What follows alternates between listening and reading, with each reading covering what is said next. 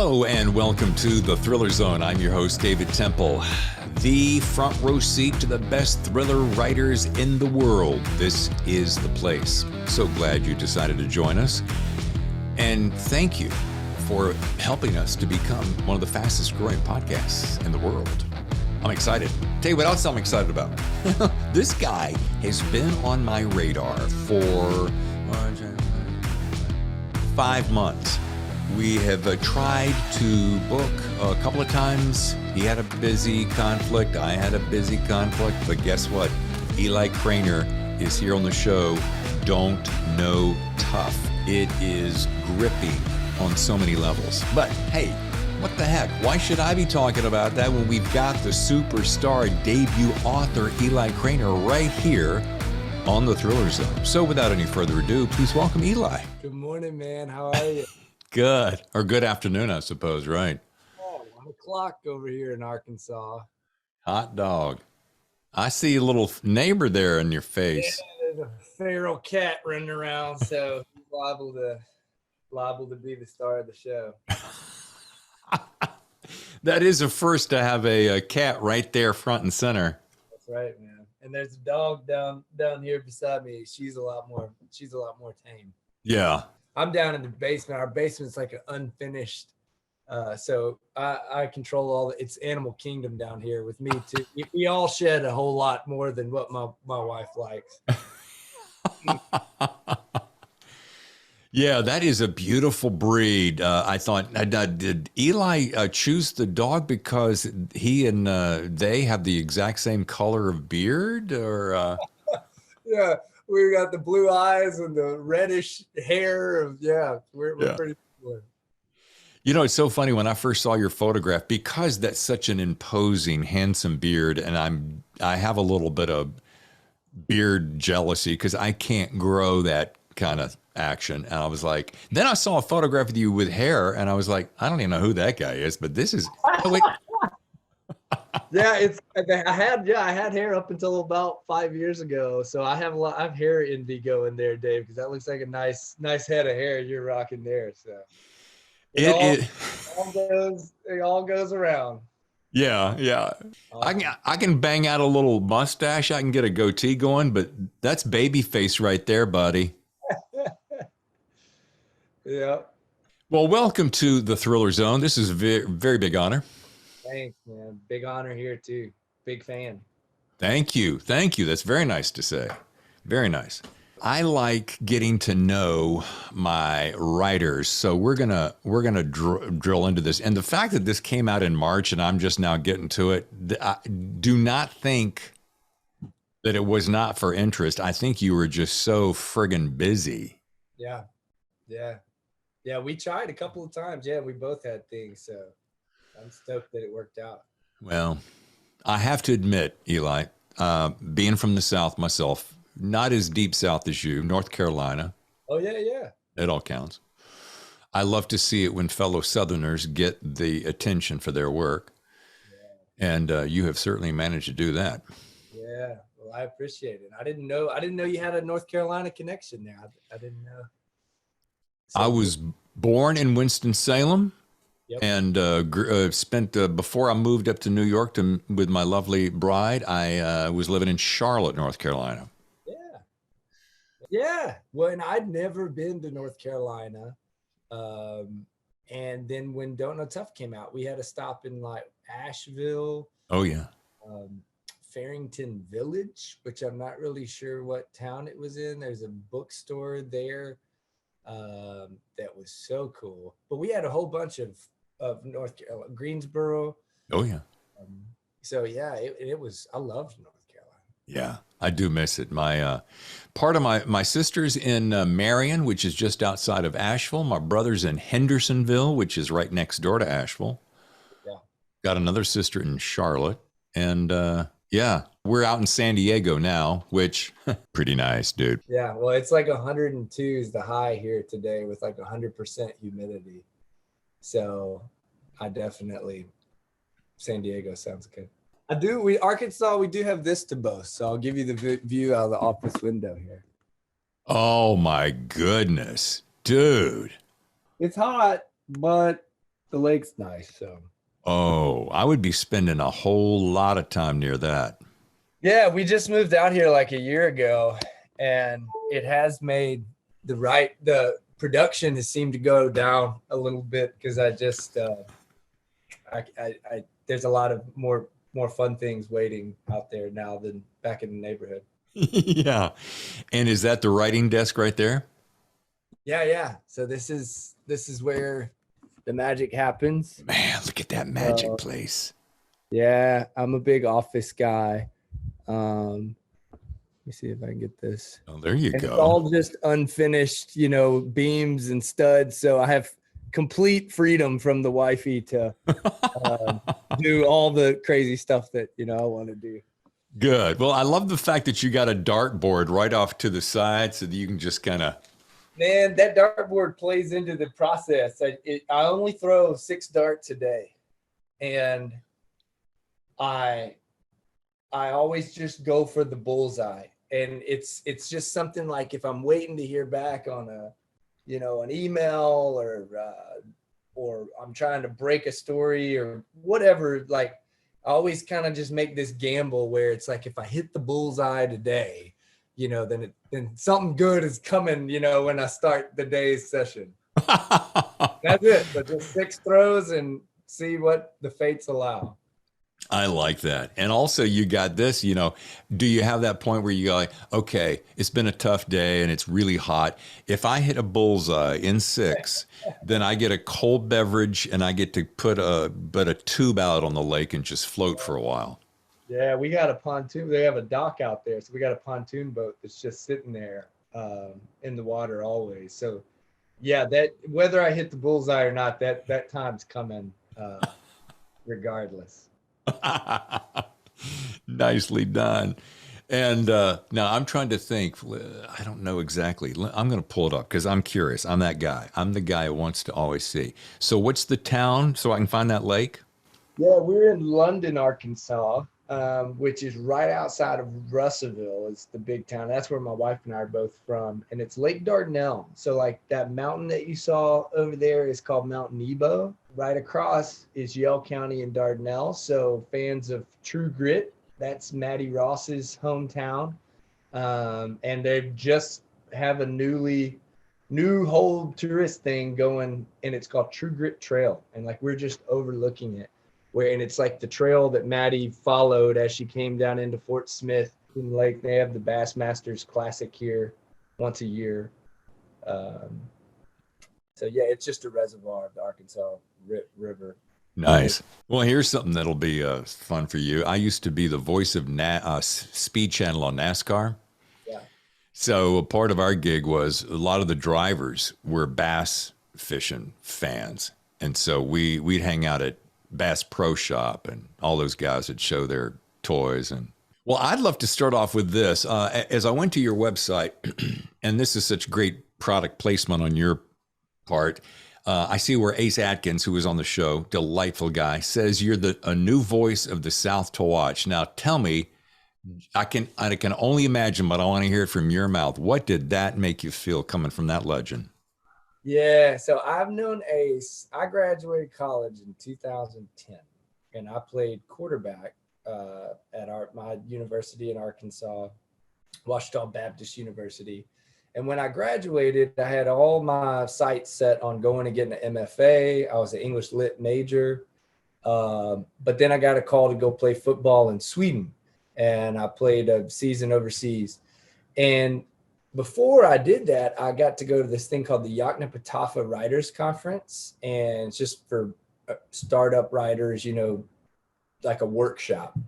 And Ace was there, and we had that connection of former college football players, writers, crime writers.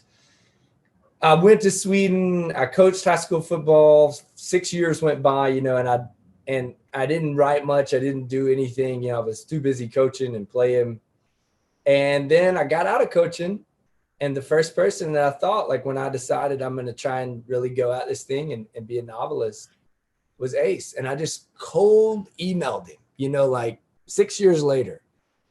And that dude, I mean, it just like we just picked right back up. And so from that point on, I mean, I was writing and asking Ace for all. So Ace has kind of like been there from the start. So Don't Know Tough had a really long, crazy story of getting published. And Ace was kind enough to read the book when it was just a Word document. And he offered that all the way back then, which really made it nice for going out to agents and, you know, to have that at the top. So yeah, Ace has a really special place in my heart. Wow. So tell me about that process, because you just used the phrase that so many people, especially listeners of the show, say, oh man, was yours 200 rejections? Did I hear that? Yeah, it was over 200. And that's just the ones that, you know, responded. A lot of the ones, you know, will just, you never hear anything back. But it was like there were like 3 cycles. Like I wrote the book first and queried about 100 agents, and I ended up getting one within like the first year of querying. And Don't Know Tough was the 4th manuscript that I finished. And I queried each one of the first 3 books about 100 times. About 100 agents was what I'd go through. And those 3 books need to be burnt and deleted. And like they were the learning books, you know. They were not. I had this really great, and I've tried to go back and find it, and I don't know if I've been able to find it, but somewhere I heard somebody say that Ray Bradbury said that you're not a writer until you've written 1 million words, like 1 million words of Yes. prose. Yeah. And I like the old coach in me and the old quarterback in me, like took that as like a workout regimen, you know, like it was like the reps I had to complete, you know, before I was ready to go pro. So I just kept a little moleskin journal and kept up with the words. And I was writing a lot of short stories too. And Don't Know Tough, it started off as a short story that won the Greensboro Review, North Carolina literary magazine. It won their like fiction prize that year. And that was the short story. And so I had the agent. He lasted like a year. He helped get the book, you know, into a better, more marketable shape. I wasn't really aiming for crime fiction. I was more Southern fiction, you know, literary, Larry Brown, Flannery O'Connor, that sort of, you know, stuff that I was cutting my teeth on. He got out of the picture. I queried another 200 agents. This was all like right in the winter, like December, January of 2020. Oh yeah. And at this point I had Ace's blurb. I had William Boyle, who's another really good pal of mine, a guy and Ace hooked me up with him, and he had also blurbed it. So I ended up getting like 30 full manuscript requests. Everybody wanted to read it this time. And then March of 2020 came along, and New York City was, you know, drowning in COVID, and the world, nobody knew what was about to happen. And I mean, it was like within 1 week, like all 30 of those agents, like basically sent the same thing. Like, Eli, I'm so sorry, but we don't even know what's going to happen to the publishing business. New York City is up in arms. So we don't have the the bandwidth to take on a debut novelist. Like you know, and it was just like one after another. Wow. So I was just about done with that book. I just thought, okay. And I'd always thought that Don't Know Tough had, with my experience with football, I don't always write about football, but you know, that was the book that I thought really had my heart blood, you know, like a good one that would start me off. It was unique. It was a world that I knew.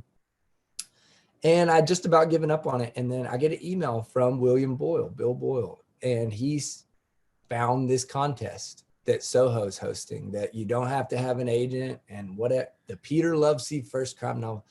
And it was one of those things, like with every query I ever sent out, you know, I would like watch the inbox, like look, I'd find the agents, like how long it took most of them to respond. There's like databases for that. Yeah. And I sent that submission into Soho and never thought about it again. Like I didn't ever even think. And then like 6 months later, I was on to something else. And Juliet Grames, my now editor and just my literary hero, calls, and that was it. It's a break. Dude, you know what that tells me about you is a relentless tenacity to not quit. Yeah. And part of that is probably your upbringing. Part of that is probably your work ethic of football, to train, never give up, keep trying to perfect the throw, etc. And that's such a great story for people who go, man, I got 5 rejections this week. I am so bummed. Oh, 5? Really? Huh. Let's roll 200 and see how you feel. Yeah. Yeah. Well, and I think you're right. I mean, there was a lot, like, ask my wife, and she'll tell you, like, how painful that was. But it was always the way I coped with it was like, if I got a rejection, I would send out 5 more submissions. Like it was like, that was how I coped, was like, if I took a step back, yeah, I just send them out. And there's so much like tiptoeing and stuff that goes around in that querying trenches, like so many authors worry about upsetting an agent or, pushing them too hard or sending out. And man, if listeners of this show are in that boat, like my advice on this end of it now is just like, the shotgun method is your best bet. Like, get it out as much as you can. Don't worry about like, they're in it to make money. And if they think your book is going to make them money and you're persistent about getting it in front of their face, then there's no problem there. Like, I do know the slush pile is a real thing. And I do know that a lot of those emails never make it through. So doing whatever you can, to get it within reason and being, having some couth about you, to make sure that you're doing it without being crazy, but just really, you're right. I know so many authors who've got good books, people that I've read manuscripts for, but yeah, they might have queried 20 total agents and that's it. And there's a lot of good books that take a lot more than that to go. And, I get the fact that it's daunting. Everything's daunting. I mean, for crying out loud, if you want to compete at the highest level, you either say to yourself out of the gate, like, I wanted to be in radio since I was in junior high school. So I said to myself, look, I know the market's tough. I know it's a tough hill to climb, but I can't imagine doing anything else. And so I just put my head down and kept cranking. And, quick story. I remember the very first time I went into the radio station, but I was a punk. And I asked the guy, can I get a gig? And he's like, well, where have you worked? And I'm like, well, I haven't. Well, I can't give you a job if you don't have any experience. And I said, smart ass that I was, how can I get any experience if you don't give me a job? Right. Yeah, son, I've heard that before. Come back another day. I went back the next day, said the same thing. Went back the next day, said the same thing. And on the third try, I said, tell you what, give me the worst show you possibly got. Nobody wants it. Give me that one. And if I don't make it happen, you don't even have to pay me. I'll walk away. I'll get out of your hair. And he's like, okay. And that's launched the career. Yeah, that's it. That is it exactly. Yeah. And I don't know, for some reason there's writing isn't always viewed that way. Not only like the Bradbury million words, you write that first short story. A lot of authors that I talk to or people I've come across, they think that's the story, that the best thing they'll ever write, and I think Dolly Parton was, she's famous for writing like one song a day, multiple songs in a day, So it's not like this idea, and I think writing's the same way. It's not like this idea that you're going to write something perfect, but if you write enough, something perfect might come through. Yeah, and I'm going to use the same sports analogy. Do you by the chance play golf? I don't. I play disc golf. Okay. Yeah. Very familiar with it. Okay. Well, did you, when you picked up that first disc and went for that chain, did you hit it the very first time? That's right. Yeah. You probably didn't. Yeah. Did you hit it the first 10 times? Probably didn't. Well, with your arm, you probably got closer than your average bear. But my point being, How do you expect, like, how do I expect to get a little white ball right down the middle of the fairway at 300 yards if I don't practice? It's the same thing. And I don't mean to oversimplify, but where does anybody get the thought that, well, it's perfect out of the gate, dude. I don't have to edit this thing. It's ready to roll. That's pretty insane. Yeah. You got to date a lot of gals before you find the right one. Yeah. Yeah. No, the best advice that I think once I look back and boil it down, I would say, like, when you finish a manuscript and you get it cleaned up, and you've had people you trust read it and give you some thoughts on it, I would say query a minimum of 100 agents and do that in batches. So do like 25 at a time, hear back, see if it's, if they're all having the same problem. Always keep writing. That was one of the best things that when Don't Know Tough came along, I had, and we were doing the first deal with Soho, we had 5 more finished manuscripts to choose from, like, for what to do next and so I mean, like, my next book comes out in April, just right out of almost under a year, following it. And I haven't been having to hustle and trying to figure out what am I going to write, to get the next book, because that was it. Even as I was querying, a daily regimen of words and just write and query. Yeah. Yeah. Hi, this is Eli. Welcome to the Thriller Zone. I'm with David and we're discussing Don't Know Tough. Your favorite authors, the Thriller Zone. And now back to the show. Are you talking about the next book yet? And I'm not taking away from this book, but are you? Yeah. It's called Ozark Dogs and it's available for pre-order. There's a really love the cover. It was a case that happened right here in our backyard back in 2017. And long story short, there was a guy, owner of a local junkyard here in town, who was getting stolen from, like petty theft, hubcaps, stereo parts, for like the course of a year. And he notified the authorities for a year, for the whole year. They could never catch him. And one night, a stormy night in September, he set up a deer stand. He took an AR-15. He put out hubcaps and stereo parts out in the middle of this junkyard. And when the 2 boys came in, he shot them both in the back with his AR-15 and killed them. And it was this huge deal. He was a pretty prominent member of our town. Like he wasn't just some guy out living on his junkyard. And what it did was it split our town right down the middle, because half of the people thought, well, yeah, if these boys been stealing from me for a whole year and nobody's going to do anything, and then, that's what I would do. And then the other half was like, no, like, that's completely against the law. Like, that he killed them in cold blood. He shot him in the back. There were all sorts of crazy things that came after the case. Like, I mean, he left his cameras on, his security cameras, like, while he walked across the yard. But then as the case wore on, and I don't know, like, if he thought that he was within his rights, they're on his property. I don't know. Things have gotten muddy since then. He's filed appeals. He still alleges that he's innocent.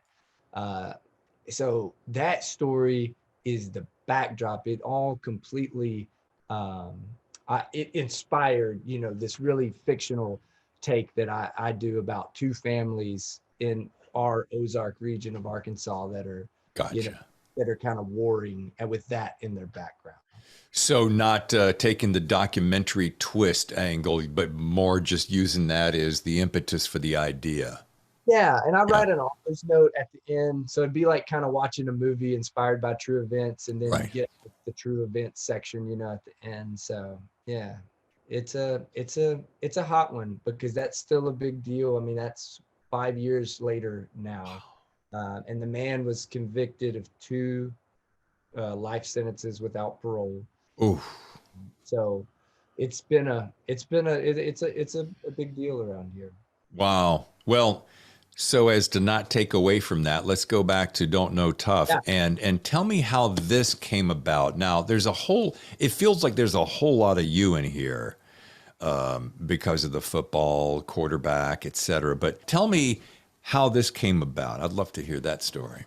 Yeah, so Don't Know Tough is about Billy Lowe, and he's a running back for the Denton Pirates high school football team. He's got a volatile, explosively troubled home life. And it's about his new football coach who's in from California, Trent Powers. And Trent is evangelical. He's really, there to really make a difference in these kids' lives. And then there's a murder that threatens to really tear their team, Billy's life, Trent's life, all of it apart, right there in this small Arkansas town. The idea for me came my last year of coaching. So I'd been a head football coach 2 years previous at the age of 26. Wow. Which is way too young. And being a head coach in Arkansas is like being a sheriff and a mayor and a youth pastor all combined like into one strange job title. And I wasn't ready for it. I got the job because of my playing career. The team was bad, but I was like, you said you were, when you went on your first radio deal, I was like, give me whatever team. I'm ready to be the boss. I'm ready to do this. Yeah. And it just tore me up from the inside out. It just, we couldn't win, which was the first time I'd come up against that. Like they had won like one game in the last 3 years when I took over, and we won one game in the 2 years that I was there. And then on top of that, poverty was just, it right from where I'm sitting at this town about 20 miles up the road. And a lot of those first thoughts, it was this, in our culture, high school football, a coach is there to be a mentor and to teach, life lessons. They're an educator. But in a Southern culture or any very football heavily culture, you're also there to win. And if you don't win, you're going to lose your job, Yep. So I was constantly an old English major, there's a lot of probably better football coaches who weren't thinking about all this shit while I was. Right. Where I was constantly torn between, am I doing what's best for the kids? Am I just trying to win? And so, Billy Lowe's the main character, and Billy Lowe's a conglomeration of so many kids. I coached football for 5 years, was a head coach for those 2 years. And my last year of coaching, I'd gotten out of being the head coach, went to work for a guy who had coached me as kind of like a safe haven. And I was coaching the offensive line, which I knew nothing about. And I had more time. And so I used to write like in our coach's office. I used to write like on lunch breaks at school. And I had a lunch break that tied into a prep period.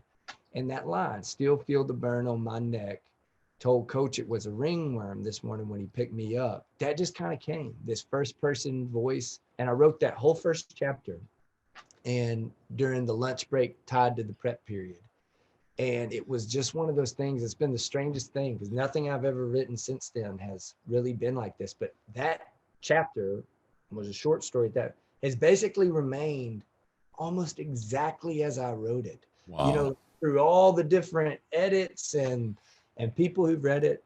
And so, yeah, it won the contest for the Greensboro Review. I remember thinking like, okay, this one's got some legs. And then from there, all the other parts of the book are just Arkansas, what I know around here.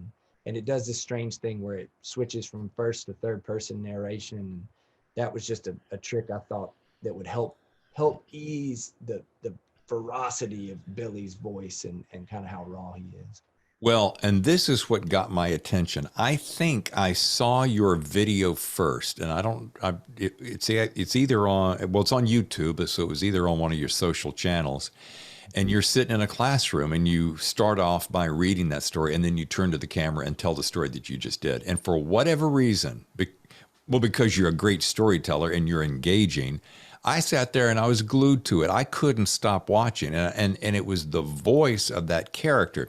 So then when I picked up the book and I started reading it, I felt like I'd already kind of gotten to know you a little bit, you and this character, but it was that voice of that character that made it so, and it's a little difficult to read at first if you haven't grown up in the South, but once you get into the rhythm, you understand it, and I'm like, wow, it's just so powerful. So, and then here's the other great thing, Eli, is when I was listening to you, I'm like, God dang, that guy's got a good voice, and he's reading the character. Man, wonder if he ever thought about doing an audiobook. And then I go research, and Eli did his own audiobook, folks.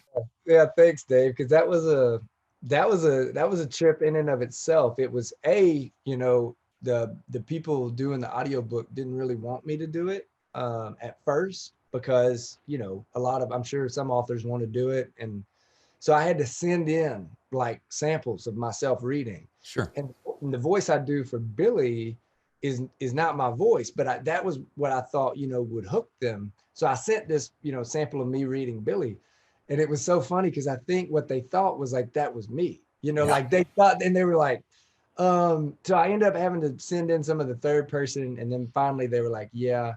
And I was really adamant about doing that because I've never quite read Billy's voice. Like I've never quite read Billy's voice in literature. It's this strange mixture of dialects. Arkansas is in this really kind of strange cross section. You get the Ozarks in like the Northwest section. So think Daniel Woodrell, the TV series Ozark, you get that kind of country. And then the Southeast, if you cut it diagonally, it's just like a square, is like Memphis, and it's more Delta, and it's this whole kind of that sort of South.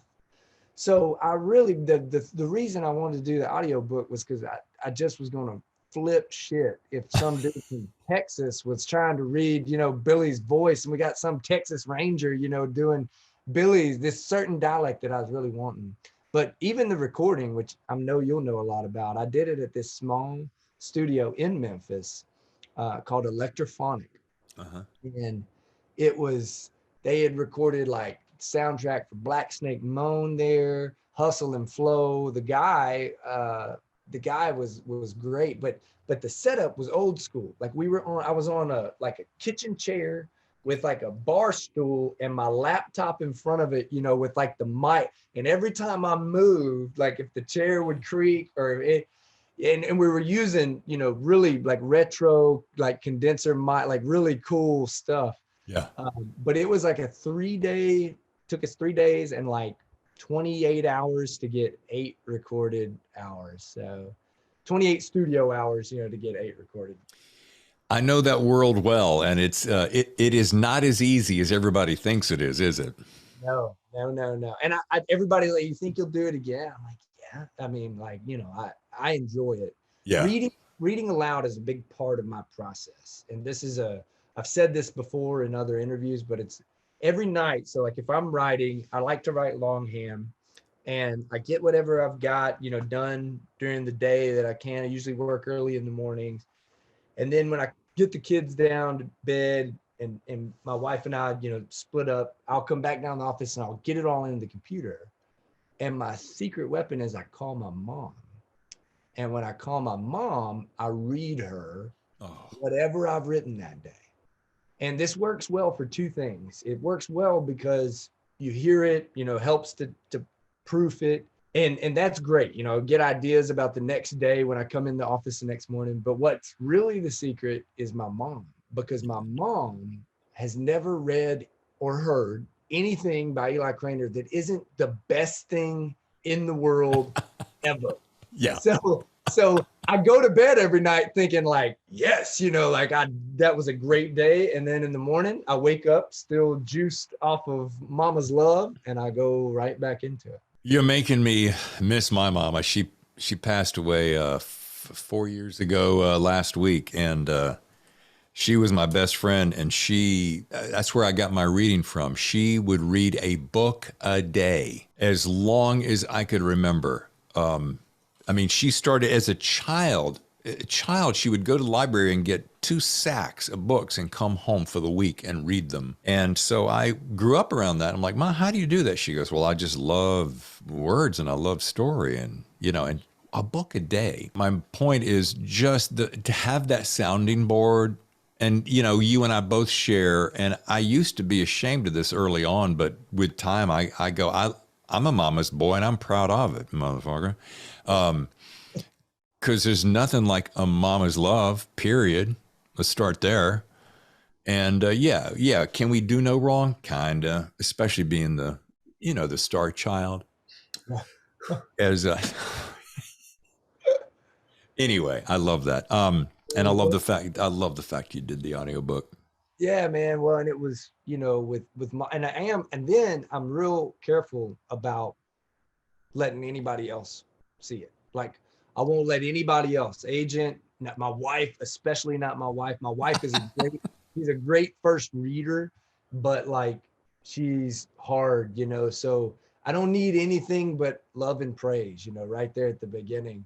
So yeah, for anybody listening, try calling your mom, see if see if she's up for it. I would love to call my mom. I remember the first few books. My very first book was a faith-based book because I grew up as my dad was a preacher, so she loved that book. But when I got into some of my dark detectives and some darker stuff that I've written, she's like, "Now, son, I don't like that too much. I don't. You can go right back to that Jesus stuff, and I sure would like that better."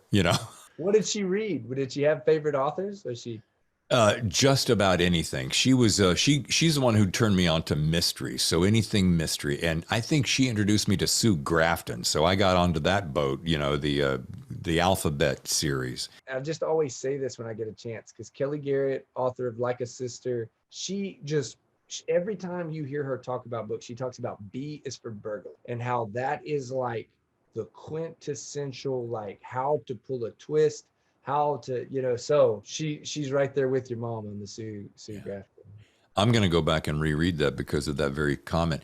The nice thing I like about Sue Grafton, and is just to go down this because she's no longer with us, is the fact that it was a slice of life story, kind of a slice of life PI in a small town, Santa Barbara-ish. But it was just a good, solid storytelling, and it was smart enough that made you had to work for it, but it wasn't too over the top, and it wasn't full of switchbacks and turns and all that. But it is amazing that which you begin reading, you tend to follow along with that. Here's one for you, Jeffrey Deaver. Now you want to talk about a guy who can do a switchback that'll break your neck. And you're sure you got it nailed, and you're like, what? Yeah.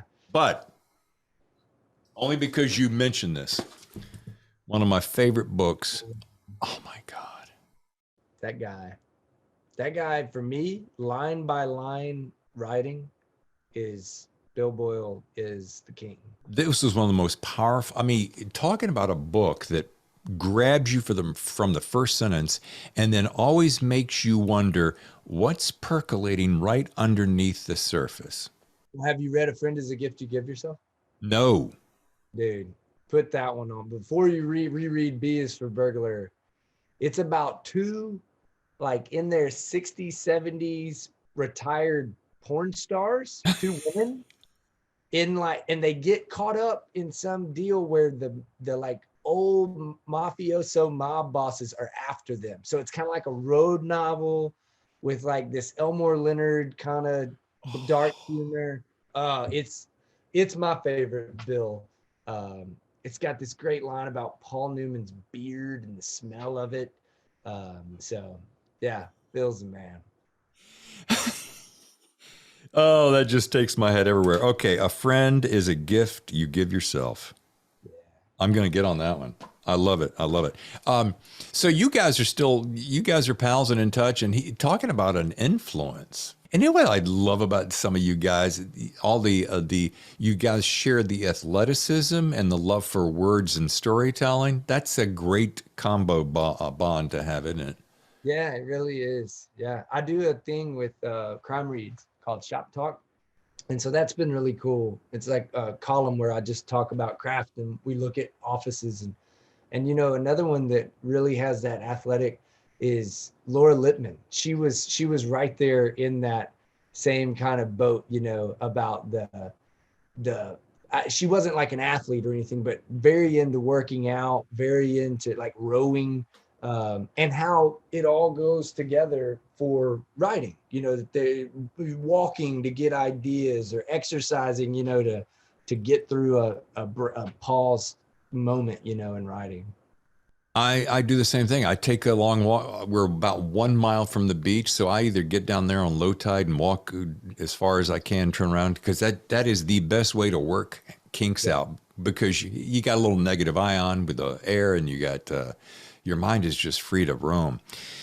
Here's something I was asking myself, scratching my head when I was talking, getting ready for you, and that is, I got to ask Eli, what's harder to crack?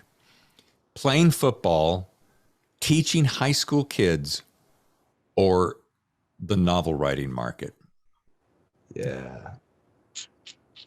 I'm going to say the novel writing market, man, of all those. And it's just because it's so subjective. And for a dude in the middle of nowhere, Arkansas, like that whole like New York City literary landscape seems, like another planet.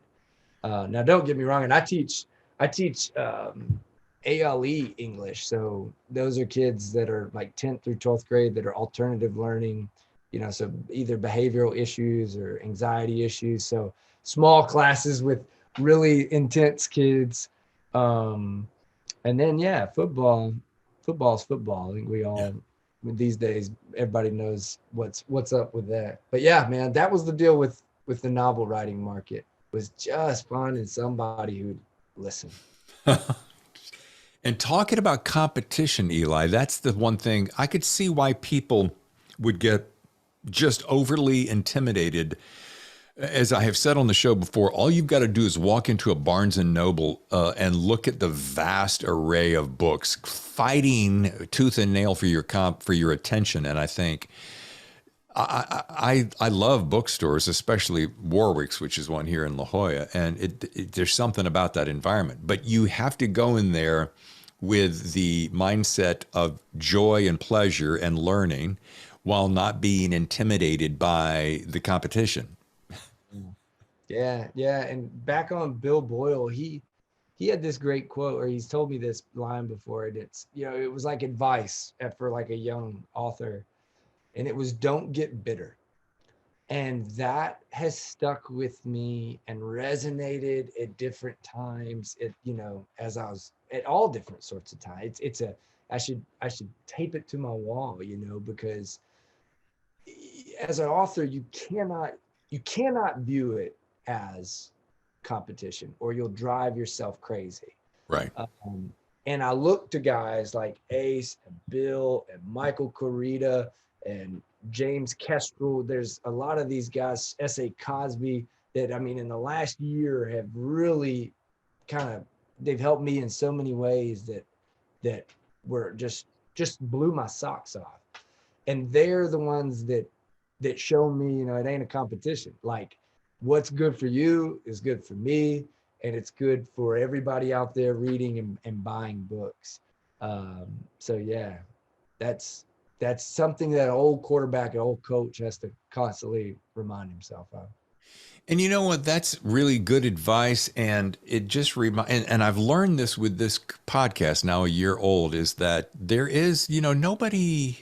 Well, I can't talk to Dave about that because he's going to get my secret, and it's this is a competition. Everyone is super friendly. Everyone is absolutely ready to help. So I love that. And you just teed me up to my next question, which is, as we get ready to wrap, and I ask all my authors this question because it's become the classic, and it's your best piece of advice, and you can't steal Bill's.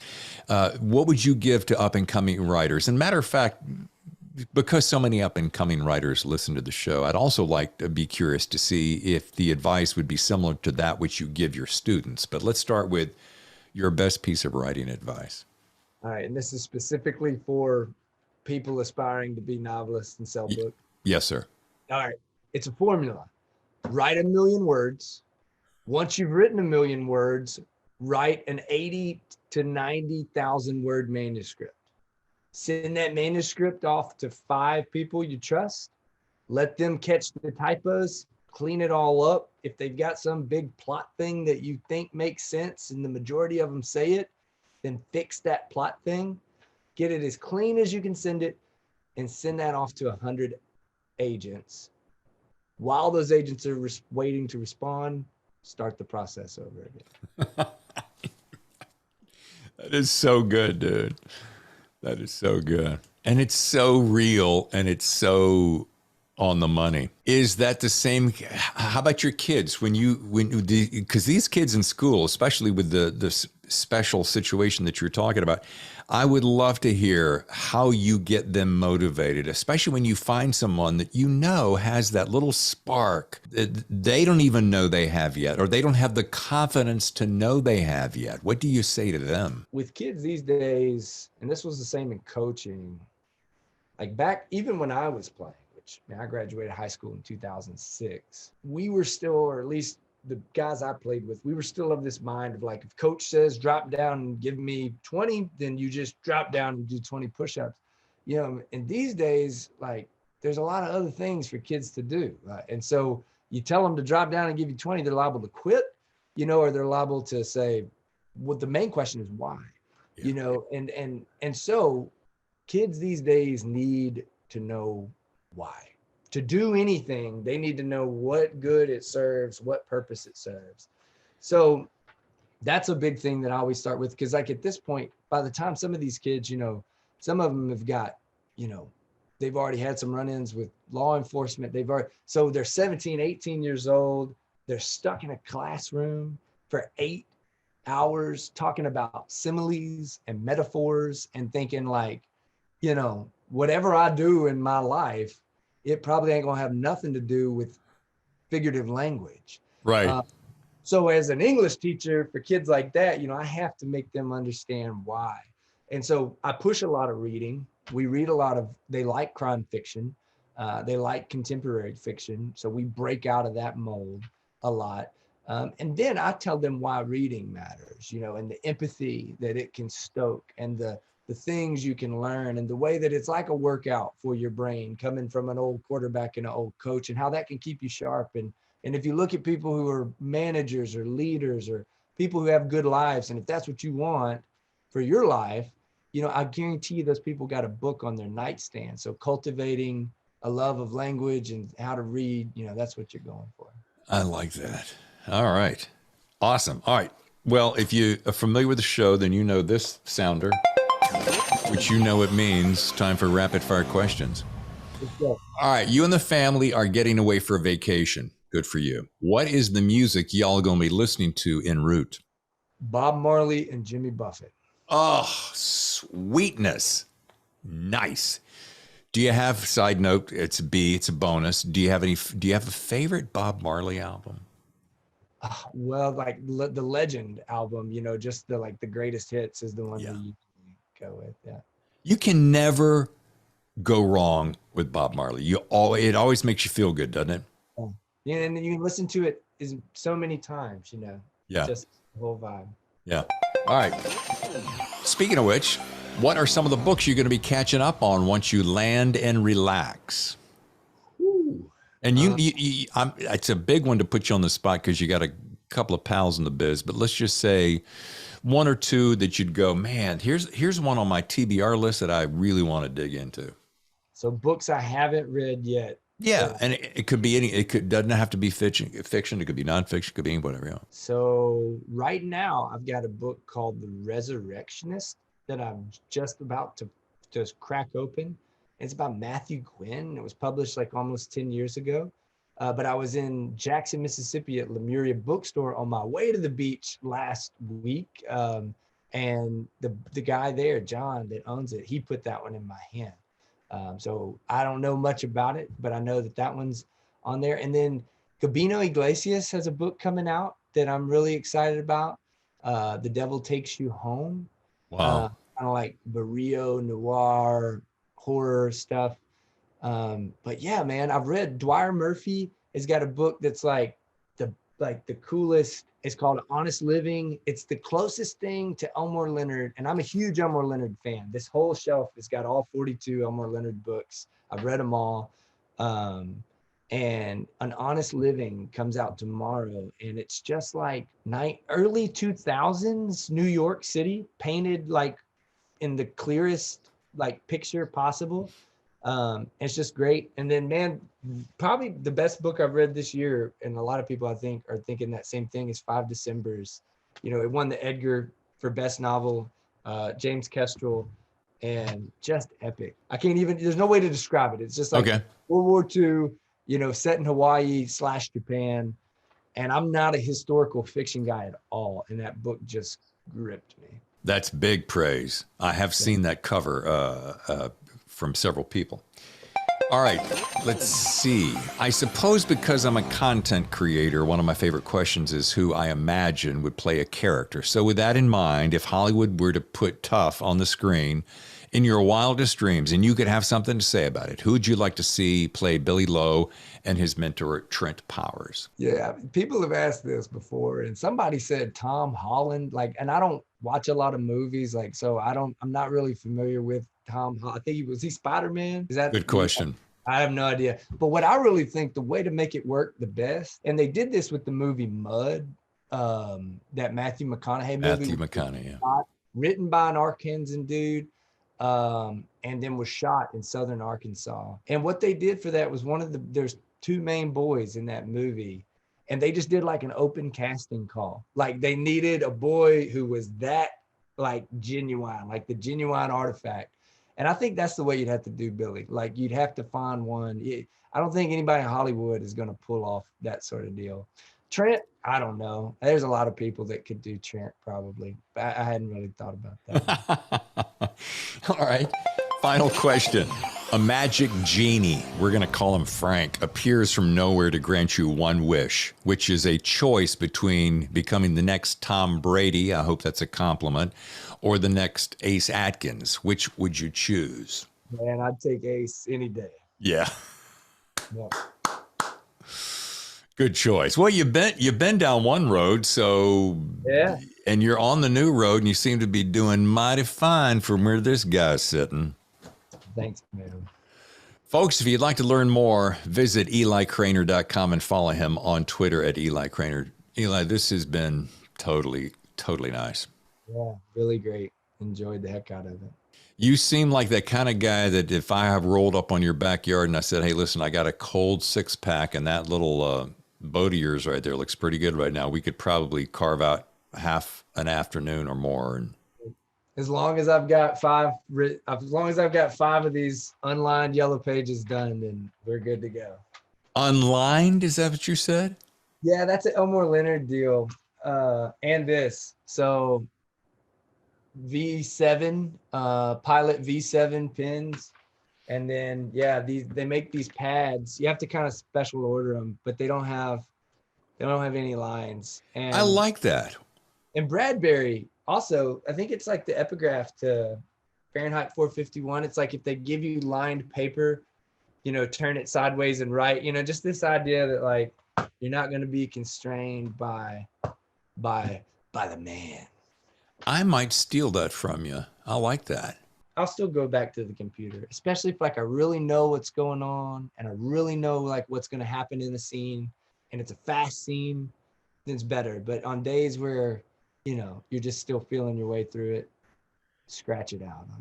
Yeah, and you're still trying to debate, okay, I only got 6 of these darts, so... Waiting for a bullseye. That's right, baby. And how many have you hit lately? Well, I did hit one this morning while the kids were watching before they got sent off to grandma's. We hit a bullseye. That's so good when the kids are watching and there's no trick. It's just, look, that's what daddy does because daddy's a rock star. Yeah. All right, dude. Well, listen, Joe, I'm going to send you on your way. You've been very gracious with your time. I appreciate it. I'm glad we finally worked all our scheduling out. Yeah, this was really good. Really good. Doesn't that guy make you feel like you could just sit and talk to him forever? That easygoing, laid-back, Southern demeanor. I love it. I think that's why we got along so well. Eli Cranor, Don't Know Tough. Superb debut. This next guest on next week's show, or the next show, which is Thursday. This gal I've had on the show twice before. One of my favorite people in the world. She is monumentally talented. She's super sweet. She's super smart. This has been a while in the making. Heat 2, co-authored with Michael Mann, the director. Heat 2, and Meg Gardner is coming to the Thriller Zone. Baby, you want to get your front row seat primed and ready because this is going to be one of those shows you'll be talking about for a long time. So please, do me a favor and pull up a chair. Thursday, 8/11, Meg Gardner. The book again, Heat 2 with Michael Mann. We tried to get him on the show. He is busy making another film, but we'll talk about that later. And just one more thing before I go. Do me a favor, would you? Stop by any one of the places where you leave reviews. Apple Podcasts, Google Podcasts, Spotify, Stitcher, iHeartRadio, even thethrillerzone.com. Leave us a review. 5-star is super nice. 4-star is good too. We just love to hear from you and see how you're enjoying the show. And if you want to drop us an email at thethrillerzone@gmail.com, we would love to hear from you. I'm David Temple, your host. I'll see you next time for another exciting edition of The Thriller Zone. Your